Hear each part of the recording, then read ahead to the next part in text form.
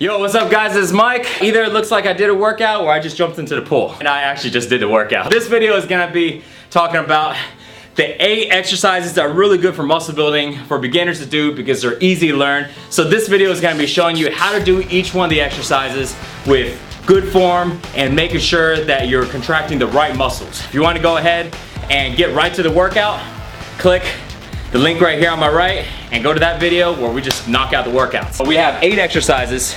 The only equipment you're gonna need is basically gonna be a pair of dumbbells, medium weight or so. Every exercise we're gonna do only 30 seconds. Okay, 30 seconds, 30 seconds, 30 seconds, and keep going. There's no rest, so take rest if you need to. If not, just keep rolling with it. We're gonna be doing 4 rounds total. When you knock through all these exercises, it equals 1 round. We're gonna repeat it 4 times. This is total body, because push-ups are working on your chest, shoulders, and triceps. Bent over rolls, working on your back, core. Upright rolls, back, traps, shoulders. Squat and press, shoulders and quads. Curls, biceps. Close grip push-ups, triceps. Mountain climbers, cardio and abs, core. Toe touches, straight abs. You add them all together, you get a killer muscle building workout / endurance and cardio. So let's go ahead and run through the exercises, make sure we do them right. This is a big mistake I see guys when they're doing push-ups. I used to do the same thing. And so when people are doing push-ups, number one, let me turn to the side so y'all guys can see. A lot of guys do this, right? They have their elbows flared out and they do that, okay? When you're doing that, that's too much engagement on your shoulders. This is what it looks like, right? If you're doing this, you're not doing push-ups right. You need to have your elbows tucked in back here. So when you're doing push-ups, you're actually coming back here at a 45-degree angle instead of flared out, okay? That's the first thing. Make sure your hands are right under your chest and not your shoulders. So check this out. If you do this, this is right under your shoulders. Y'all guys can see this okay? So when you come down, it's gonna work a lot of shoulders. If you come right here, notice that now it's aligned to my chest. And it was just a very small movement. Keep your elbows at 45 degrees and come up.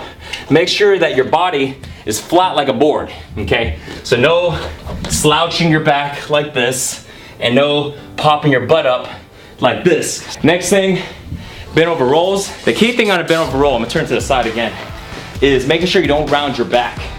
So you don't wanna do this, right? This is wrong because it's gonna hurt your back. You wanna keep your butt out, look either forward or slightly down, so now your back is straight. And your knees should not be propped out like this. Your knees should be back behind your toes, right? So knees behind the toes, butt back, back is straight at about a 45-degree angle, give or take.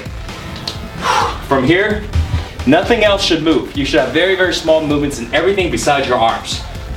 Just like this. See? So it's not a lot of rocking, things like that. And you don't want to hunch your back at all. So you want to make sure you squeeze your back. Imagine like somebody is pulling your elbows back. This is the way your back should look. It's hard to tell, but pull your elbows back so you're squeezing your back. If not, you're doing this. Next exercise is upright rolls. Grab a pair of dumbbells or barbell. You can put it together or have it slightly separate. Your key thing here is, again, to pretend like somebody is pulling your elbows to the ceiling. Pulling elbows up. Elbows up. See? Elbows up. Because if you don't, what you're gonna do is you're gonna end up doing this. It's almost like doing a curl. Somebody's gonna do this. You see? Versus elbows up. If you use your elbows up, it's gonna work your back, your shoulders, traps. Okay? Versus, let me do the wrong form so you can see a difference in my back. See? So, very important to make sure you're doing the right form so you can work the right muscles. So, next exercise is squat and press. You can do it 2 ways. Your feet should be about shoulder width. You can either hold the dumbbells right here, have it slightly touching your shoulders, or you can have it flared out this way. Either way is fine, doesn't really matter. I like to do it right here in the front. The reason why is because when I squat down, I like to touch my elbows to my knees. So this way it gives me a good gauge of how low to go before I come back up. So I come down, touch, up, touch, up. So this way, as you get fatigued, You may not want to go as low, but if you don't feel that touch, you know, it means you didn't go low enough. Either way, if you're more comfortable with it this way, you can still do the same thing. Key thing on here, make sure that when you're squatting, keep pressure on your heels, keep your butt back, and your knees should not go too much past your toes. See this right here? You don't want to be on the ball of your feet when you're squatting down. You got to keep the pressure on your heel, butt back. So this way, what it does, it works on your quads, your glutes, versus pressure on your toes, knees. A lot of guys are squatting and they say, hey, I can't squat, I can't do lunges because my knees hurt. Well, that's because the pressure is in the wrong place on the bottom of your foot. So it's working the wrong part of your body. The next one is curls. Keep your elbows to the side. Just curl up and down. Don't tuck your elbows in, elbows back, because you're not gonna get a range of motion. It's gonna look like this, okay? Another thing on curls is making sure, if you look at my wrist, make sure your wrist is not curled in like this, okay? Because I was using too much forearms. Keep your wrist straight or even slightly back a little bit, okay? So this way, it takes the pressure off your forearms and right into your biceps. Next one is close grip push-ups. Number one, making sure your elbows are flared 45 degrees back and not to the sides. So you wanna make sure the grip, well, your hand placement, the closer your hands are to each other, the more triceps you work. But also the more pressure on your elbows, right? So if I was gonna do, you know, let's say 6 inches, which is usually where I go at, it definitely works your triceps, but it doesn't apply as much pressure on your elbows. The moment you go all the way close to where sometimes they call this a diamond push-up, right? If you go all the way close, it's gonna put more pressure on your elbows, which might be fine if you have good elbows. Personally for me, they're a little tender sometimes, you know, I don't got the best joints. So that's why I keep mine separate a little bit. But what you need though is you can't have your hands farther than 6 to maybe 8 inches apart. If you have it too wide apart, you're not working enough on your triceps and you're working on your chest. As far as hand placement goes, right under your chest, same thing. So right here, so your chest, I'm gonna rest right here so y'all guys can see. See how if I go all the way down, my hands is right under my chest. So it's not like this, you know, something like that. You know, they say kiss the ground, you know, kiss the diamond, stuff like that.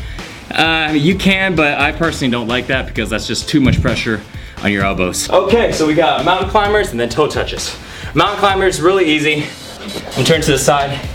Here's a tip on mountain climbers. If it's hard for you, what you're gonna naturally do, I don't even need to tell you this, you're gonna naturally lean back like this. All right, because it makes it easier. If you wanna make it harder, lean forward, right here. What it does is it engages a lot more core. The more farther you lean forward on your mountain climbers, the harder it is and the more core it works. Last one is toe touches. Real simple. Feet in the air, lay flat, hands like this, reach for your toes. Just like that. Not much to it. Reach for your toes. Make sure you're engaging your abs. One thing I'll say is try not to strain your neck. So you don't want to do this because you're gonna end up working your neck. What you want to do is you want to apply the pressure in your back. You want to really push the pressure right here in your back instead of applying the pressure in your neck. Because what it does is it helps you engage your abs. Because if you do this and you see what I mean? If you do this, that's the floor, man. Don't look at me like that. If you're doing this, I mean, now you're just straining your neck. But if you apply the pressure in your back and you use your abs, damn, that was loud. See? Now you're working your abs. So that's the key thing, is making sure, especially on toe touches, that you do it right, because if not, your neck would be just super, super sore. You probably have a very swollen neck, you know, like one of those guys with crazy veins coming out of their neck and no abs. There you go, guys. That's how you do all 8 of these exercises. Don't forget, you're gonna be doing 4 rounds of 30 seconds each. Rest as minimum as you can, and it's gonna be super, super killer. All you need is a pair of dumbbells. Now that you know how to do the workout, it's time to grab your timer and grab your dumbbells and do the workout. Now, if you wanna join me and do the workout with me, click the workout here on my right. Now for you guys that want to learn the fastest way to build muscle and get six-pack abs, click the link above to go to sixpackshortcuts.com. Thanks for watching guys, and I will see you next time. Peace.